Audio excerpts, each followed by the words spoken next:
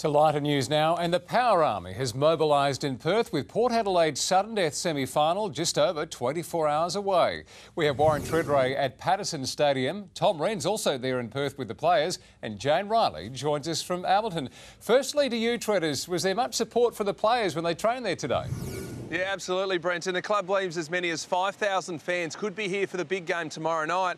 While many are flying in tomorrow morning, some of those already here turned out for today's training session, and Pete McDonald joined them, and then he ventured into the Fremantle heartland. Yes, thanks, Tredders. I am here in Fremantle, where the local community has taken supporting its team to a whole nother level. Really is unbelievable the lengths that some people have gone to, even baking a giant pavlova honouring their beloved skipper, Matthew the Pav Pavlich. But I can tell you the Power supporters, well, they are just as passionate, as I found out at training this morning. The passion for the Power in full voice. Win or lose, we're back again to claim the winner's prize. We just love our team. We're passionate about it. If you can talk to your wife or your kids after the game, then you failed. It wasn't the biggest gathering of fans you'll see, but don't underestimate what it means to these players. Absolutely, absolutely. It's great. It was like last year in finals. You could always tell where our sections were in the crowd. When we were here last time, they gave Fremantle a crack for their money, so it was good. The battle beyond the boundary is already on in earnest, with Freo fans running interference as the Power arrived yesterday. Hey, do you like my mask? Do you love it? I think it's an awesome mask. And they're not very good sports.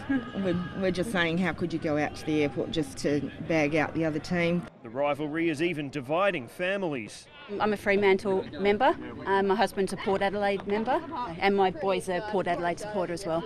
Sadly for young Alex, he won't be there to roar for the Power tomorrow. Go Power! Or so he thought, until the head of the local supporters group surprised him with a free ticket.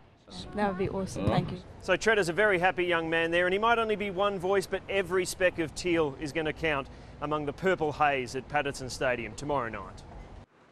Pete McDonald there. Now we cross live to Tom Wren at the Powers Team Hotel, where he's joined by a very special guest, Port skipper Travis Boak.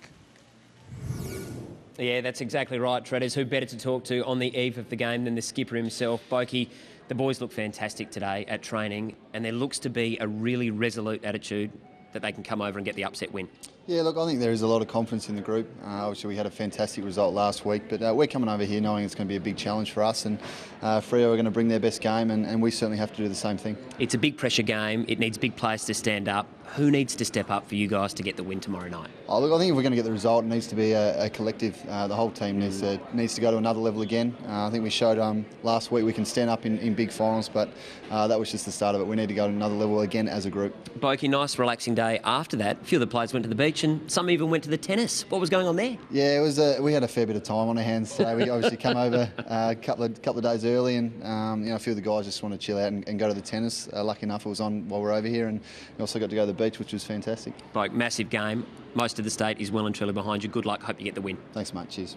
Travis Boak joining us there, Tredders. Let's hope they can do exactly that. Of course, we'll be back a little bit later in sport with some more. Thanks, Rennie, and thanks to Travis for joining us at the Players Hotel. Well, I'll be back from Patterson Stadium shortly for the rest of today's sport. Kate. Thank you, Tredders. And while players and travelling fans will be keeping an eye on Perth's weather, others will be hoping for a nice night when they gather to watch the game at Alberton. And that's where we find Jane Riley. Jane, how's the forecast looking?